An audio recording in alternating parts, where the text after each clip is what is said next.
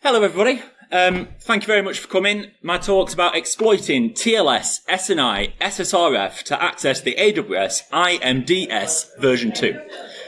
Everyone loves an acronym. I am going to define what all of those are, so if you're lost already, don't worry. My name's Oliver. I was a penetration tester for several years, testing internal and external networks, web applications, a whole bunch of other stuff.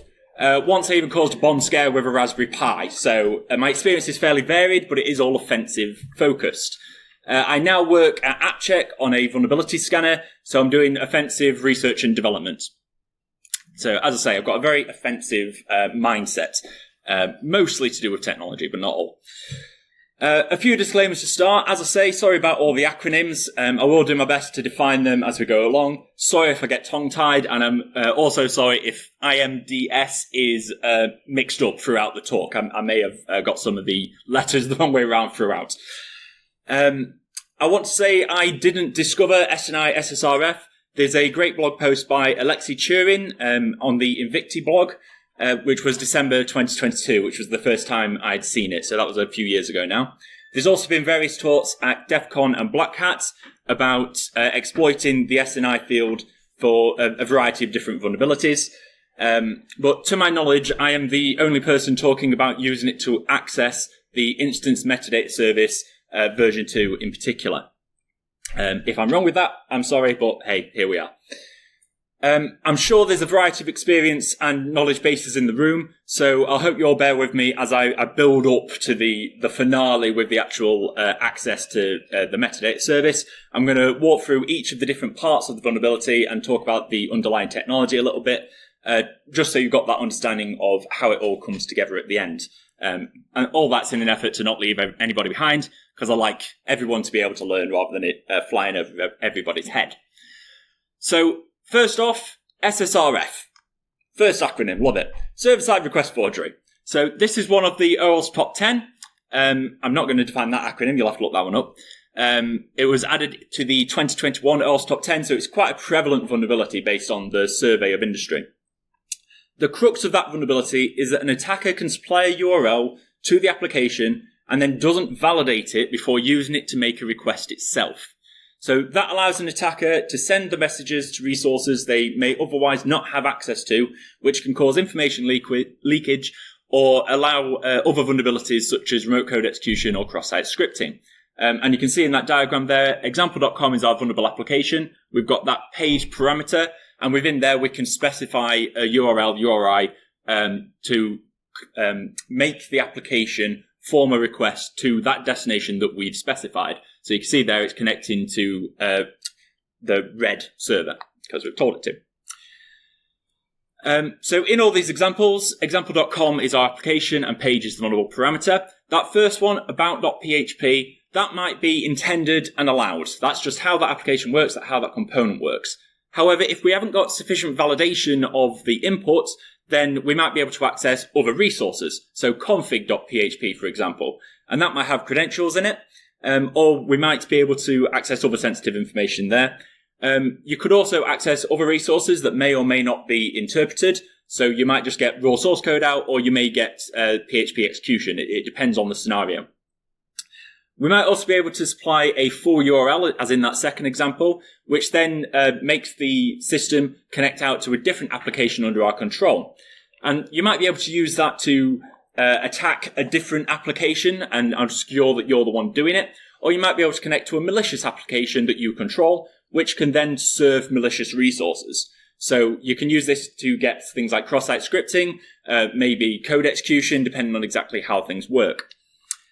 The other thing in this area, when we're connecting out, the server, the application, might automatically add some authentication information or other useful headers. So if we're monitoring the request that we receive on our malicious server, we might be able to extract credentials. I'll come on to a moment on how Windows helps with that. This kind of attack where we're getting the server to call out to our malicious service is called an out-of-band attack. I'm not going to dwell on that too much. There's various services you can use to help automate this. Burp Collaborator and Nuclei Interact SH being two of the common ones, or you can make your own with a little bit of scripting. Another example, we might be able to connect to local hosts, so various services that are only running on the loopback address of the server. We can't access them remotely at all. We've got to be on the box in order to access them. Because of that restriction, they're often not as secure. They might not require credentials at all. So then by bypassing that with the server-side request forgery attack, we can access more sensitive systems that we otherwise would not be able to and have not been properly secured under the assumption that if you're on loopback, you're trusted. Some other examples for server-side request forgery. We can do things like UNC paths, so we're able to access Windows network shares, for example. Again, depends on the system, it's all scenario-based. You've got to go through all the permutations in order to find the vulnerability in the particular instance you're looking at. Windows is very helpful about authenticating for you as kind of their single sign-on type deal. So if you're running a particular web service, IIS, you can prompt for Windows credentials, and the client will helpfully send those on. You capture a net NTLM hash, which you can then crack in order to recover the user's password, assuming it's weak enough. Laurent Gaffey made a tool called Responder, which you can use for this. It's mostly used for poisoning network messages, NetBIOS and LLMNR, but you can just turn on the module that captures credentials from a web or network request in order to get credentials that way. So SSRF, it's a well-known vulnerability, it's very common, and it can be quite powerful. So now that you've got a bit of a ground in server-side request forgery and that concept of making a vulnerable server make a connection out to something you control, let's quickly talk about TLS SNI. So TLS is the successor to SSL. It's what's used to encrypt your HTTP traffic in your browser to make it HTTPS, and you get that padlock. Or in Chrome, now you don't. They just they hide it away whether you're doing HTTPS or not. But you used to get a padlock, and everyone used to think that means you're secure. As you can see in that diagram on the left, there's lots of messages that go into creating this connection. You've got the TCP handshake at the start, the TLS handshake after that, and then the HTTP traffic in that application data at the bottom. And that application data is encrypted with the key created in the TLS session. So that's great. Everyone loves encryption. It means that no one along the path of your traffic can read that data unless they've got the keys. But the problem with that is some devices need to make decisions based on the application or server that you're trying to access. So in order to do that, we've got to tell them what we're trying to access. So we can't use the host header in the HTTP request for this because, as you can see, it's at the bottom of the bottom of that flow diagram. So it's not accessible at the point when we're doing the TLS connection and making these routing decisions. So the server name indication, SNI, is an extension of the TLS standard which defines an unencrypted field on the client hello message, which is that second one on the left-hand side.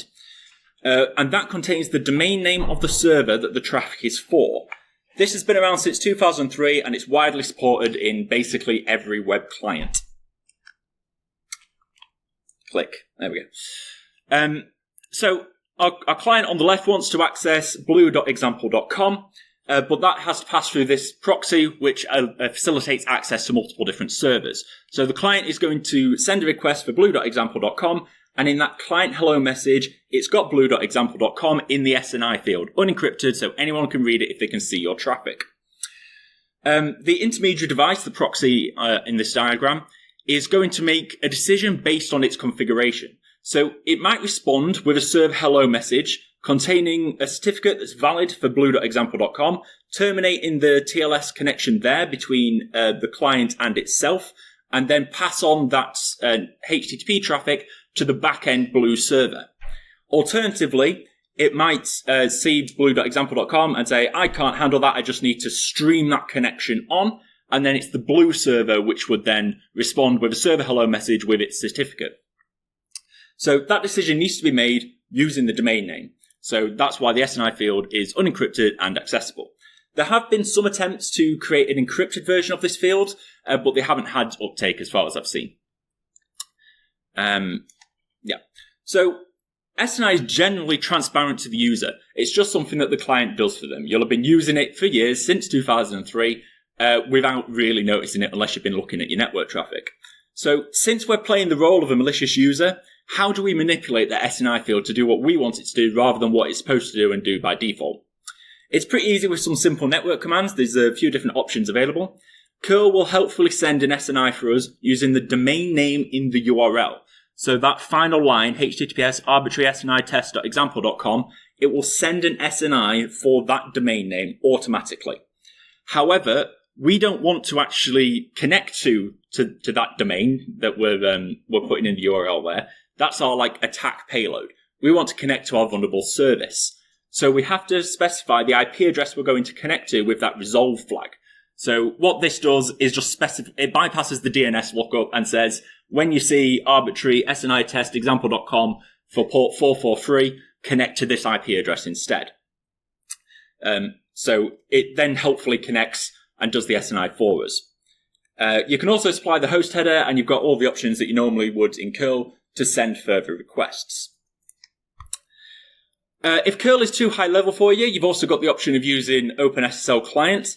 And in my opinion, this is easier to read and understand what's going on and see those differences, because curl isn't being helpful and making the decisions for you. You can actually see explicitly what's going on. So at the top, we've got the HTTP request that we're going to send. And then the connect section, that's the target that we're attacking. And the final server name is the SNI field. So we can be explicit about what we're putting in there. And you can stream whatever you want in the HTTP connection. If you like packet captures, this is what that looks like in Wireshark. Excuse my terrible editing, because obviously I didn't connect to the documentation IP address. The top blue line shows the destination server that we were connecting to, and the second blue line is the SNI within the actual packet. Wireshark has obviously helpfully parsed this for us. It's a great tool. So now let's put a bit of knowledge about the SNI field and SSRF together, and start talking about SNI, SSRF, and open proxies. The naming of this vulnerability is a little bit wishy-washy. I just went with what was already out there rather than trying to add more confusion. So SNI, SSRF, or open proxy, we're kind of talking about the same thing. So the vulnerability comes about when the SNI proxy does not validate the server name is permitted and just uses it, same as a normal SSRF vulnerability. That user input defines where the request is going. In our example here, the proxy is only expecting to get SNIs for blue, red, and green servers, but if we specify a domain we control in the SNI field, that vulnerable SNI server is going to make a DNS request for our domain, and then try and connect to it, and then send the HTTP request. Since we control that domain and the server that we've specified, we can monitor on there for the network traffic to our systems, so that we can determine whether it's vulnerable or not. This is that out-of-band attack again. You can see the DNS request, you can see the HTTP connection. Remember, you might only see the you might only see the DNS connection because they might be blocking HTTP outbound. DNS is rarely blocked. You can often just tunnel whatever you like over the DNS protocol because it's just proxied through by different servers. Yes, I've mentioned Burp, Collaborate, and Interact already. So, alternatively, we don't need to connect to an external server. We can connect to an internal service or the loopback address of the host. So the SNI proxy will connect in and provide us access to that service. There is a fairly large limitation here in that we can't specify the port. I'll come on to that in a moment. So, one more piece of groundwork before we start putting everything together properly. What is the AWS Instance Metadata Service, and isn't accessing it with SSRF already really well known and well talked about in multiple different talks? So, AWS Instance Metadata Service provides access from an EC2 instance to the metadata which is used to configure and manage that running instance. It's a HTTP API. It's accessible on an IP version 4 link local address, which is that 169 address at the bottom. The metadata includes the local IP address of the instance, the image that was used to create it, user data, which can be scripts to configure that service, which might have things like SSH keys or service credentials in it quite commonly. It also has the instance profile, which has the AWS API credentials in it. Excuse me. So version 1 of this service has only one restriction. You have to be able to communicate with it. So because it's using an IP version 4 link local address, it's only directly accessible from the instance itself. However, that vulnerability server-side request forgery can meet that requirement because it's the application on the vulnerable server that's sending the request, and it therefore has access to that linked local address. Sorry about this name, Andre Riancho, I believe, shone a light on this in 2013. So this issue has been known about for quite some time. Highly recommend the DeepSec and Black Hat talks there, which are a fantastic introduction to this as a concept. In that talk, they were demonstrating how to retrieve information from the metadata service, including the user data setup scripts, API keys from the instant profile, and then abusing all of that, those instant permissions that we gain to escalate privileges to access other services within AWS. So, like other server-side request forgery and open proxy issues, the SNI variant can also be used to access version 1 of the metadata service. In order to be exploitable, there's got to be several requirements in place, both from the vulnerability that you've gained and from the SNI proxy itself. First and foremost, the SNI proxy has got to be using the SNI fields without sufficient validation. Now remember, it's not no validation, it's not sufficient validation. So if they are checking that it contains their top-level domain, for example, or if it starts with that domain, you can usually do things like whatever domain they're looking for, your malicious domain. You bypass the check in that way because they're not making it anchored. It's not got to end with the domain they trust, or it's just got to contain it in some way. The other common one here is using regular expressions to try and validate a domain name, and forgetting that the dot in a domain name is a wildcard is really, really common. So you've got all those same domain name-based validation issues can also exist in this field. So not no validation, insufficient validation. Now, according to the specification, the SNI field is supposed to be a domain name. It must be a domain name. However, in practice, whether a non-domain name value is accepted or not is implementation specific, and this might be implementation in your client or in the service. However, that doesn't really matter because we can just add a DNS record for whatever IP address we want. AWS.scrimhacker.com, for example, resolves to the instance metadata address, which is what I'll be using in the demonstration shortly. The next requirement is the SNI proxy has got to terminate the TLS connection. The metadata service does not accept HTTPS connections. It only accepts plain text. And to that point as well, the proxy must be configured to pass on to port 80 of the upstream service because we cannot specify a port number. The SNI field is the domain name, the server name, not a URL. You can't specify the port. If anyone knows of or finds a way to specify a port for this kind of issue, please let me know because I'd be very interested to hear it, but I've not found one and I've not seen one anywhere. Might be possible, it might not. More research required.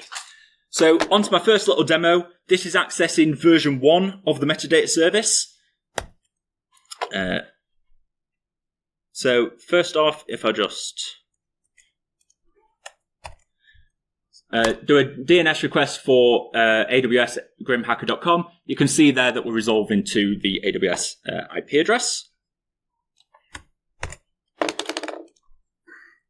Oops. Typo everything. So, and then we're going to do a code request as I showed on the slides. We're using aws.grimhacker.com, which for some reason isn't showing on the slides, to hit the metadata URL with that resolve flag so that we're actually hitting my vulnerable AWS instance, which is live right now. So if I just run that, you can see we get back the top level categories from the metadata API, which you might recognize if you've done this kind of thing before. So the next stage with this kind of attack, clear that again, you can access the security credentials for the AWS instance, which isn't showing particularly well on there, but hopefully it gives you an idea of what's going on. Let me just clear that off, sorry. So yeah, we've got those instance credentials from version 1 of the metadata service. This is the vulnerability that was talked about in 2013 and was still quite prevalent for many years. So there's nothing new yet, nothing new there. We're just using the SNI field as the entry point for our payload. So let's go back. So version 1, it's not enabled by default anymore as far as I can tell, certainly not when I've been setting up fresh accounts as a whole. Version 2 has been available for nearly 5 years, this November I believe. So that means that everyone has put in the effort to disable version 1 in all the environments that they've set up in the 10 years before version 2 was available, right? Everyone spent lots of time doing that. Let's assume for the moment that that optimistic statement is true and talk about version 2 of the service. Version 2 was released in 2019 and it tries to address the security shortcomings of version 1. AWS published a nice in-depth blog post about this and how it works and why they've done things. Highly recommend having a read of that if you're working in this area. So the major change is the use of session authentication. Instead of being able to send a request to the service directly, you now need to retrieve a token first. A put request is used to help prevent exploit via web application firewalls that have been misconfigured because the put request is rarely supported by WAFs. A HTTP request header is required with the TTL because that stops exploitation by vulnerabilities that don't allow you to specify request headers. The token has a maximum lifetime of 6 hours, so if it leaks into a log or anywhere else, then it's invalidated fairly quickly, and you can specify a shorter lifetime if you want. And even if that token is somehow leaked, it can only be used from the EC2 instance that started the session. Additionally, the IP packet with that token in that you're retrieving has a IP packet TTL of 1, which guards against open layer 3 firewalls and NATs because the response is dropped 1 hop after it leaves the metadata service. So for example, even an application running a Docker container on the EC2 instance can't get that response because it goes to the instance and then into the Docker container. That's 2 hops, so it gets dropped. And finally, the metadata service will not respond to any requests that have got the X-forwarded for request header, which guards against open reverse proxies, which commonly have that header. So we have all the same requirements as before for this to be exploitable. And then we also have the SNI proxy must be 1 hop from the metadata service. We must have control of request headers. The SNI proxy must not add the X-forwarded for header, and the SNI proxy must send the request to the same EC2 instance, because if it's load balancing, bouncing around between different instances, then our token will not be valid. So demo number 2, accessing version 2 of the service. So if I this is on a different server within AWS, which has version 1 of the metadata service disabled. So you can see there we get a 401 response if we send the request that we did previously. So that's not a problem because with the SNI exploit in this particular configuration, the request is being sent on in its entirety. So we can do a put request, we can specify headers, none of that's a problem. So this curl command is going to request the token and put it into an environment variable for me and then just echo it out so that we can see it. And you can see there, this is the access token, which is valid for 10 minutes, which means I need to get a move on, but that's fine because I'm running out of time. So now that we have access to a token, we can send that previous request again. Using the token, you can just see it's in the header there, and we've now got access to the categories again. So again, taking that the next step, we can access the security credentials for the instance using that token. Because we're just sending the request, we're just using the service as it's intended to be used, except it's via a vulnerable proxy. So next, we actually want to make use of those credentials for something. So if we request the credentials, I'm passing through my simple Python script, which just formats them as required. Oh no, live demos, why are you doing this to me? I'm in the wrong directory. Documents, personal, B-sides, demo, clear. There we go. Which will format my my output as required. So we've got the AWS Access Key ID, secret token, and session token, which is obviously just massive. And then we can actually make use of that using the AWS CLI. So we no longer need to be accessing services via the EC2 instance. We can make use of those instant credentials from our machine, like outside of AWS. So this is the official Docker container for the AWS CLI. And I'm passing in those credentials that I've just written to a file, which I extract from the EC2 instance. And then I'm going to call the STS service in order to just get information about myself. So we should now see, there we go. So we can see that the role I have, my user ID. So on my machine, I am acting as if I have the permissions of the EC2 instance.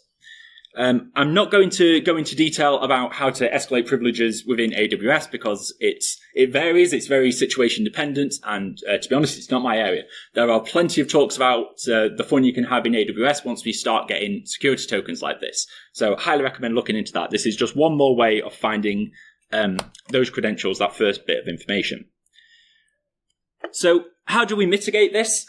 The SNI fields, it's a piece of user input like any other. You might not consider it usually because it's automatically handled. It's just transparent, but it is a piece of user input. It can be manipulated by an attacker. So if you're going to use that value, make sure you validate it. Make sure it's what you're expecting or restricted to things that you allow. So if you need to allow multiple subdomains, make sure you're correctly validating the parent domain within that field. Disable version 1 of the metadata service. This is a little bit easier than it sounds because you've got to update any code that you have that's using the metadata service to support version 2. You've got to be able to send that pull request with the header and then use the token. Review and harden your AWS configuration so that if you do get exploited in some way like this, or the talk this morning where secrets are leaked in some other way, you can restrict the damage by hardening configuration as much as possible, defense in depth, least privilege, all that good stuff. Again, plenty of guides on how to do that, and it does change quite regularly because AWS are constantly changing things. So you've got to keep on top of that as well. Final thoughts around this. In the last year, I've seen around 100 vulnerable SNI proxies. So this is fairly rare, but it's not zero. However, I'm sorry to say that I've not seen any vulnerable SNI proxies that allow access to the Amazon Instant Metadata Service. However, there's a definite sampling bias there because it's the things that have been scanned with the plugin that I wrote. So it doesn't mean it's not out there. It just means I personally haven't found it. So another thing to look out for, and it's an interesting one in my opinion. So if you do find that, tweet me or Mastodon or whatever. I'd love to hear about it, or email me if you want. So when attacking or defending systems, it's important to learn about the underpinning technologies. In this case, we've got the IP protocol, TLS SNI, the AWS Instant Metadata Service, and SNI proxies all coming together to allow this vulnerability to happen. You know, it's a specific scenario, but there's lots involved in it. And you wouldn't have a clue if you didn't know about these underlying technologies, how they work, and how they can be abused. So don't just be satisfied with surface level information. Actually take the time to understand how things work, not how people think they work, or just accept that they do. Take the time to understand properly.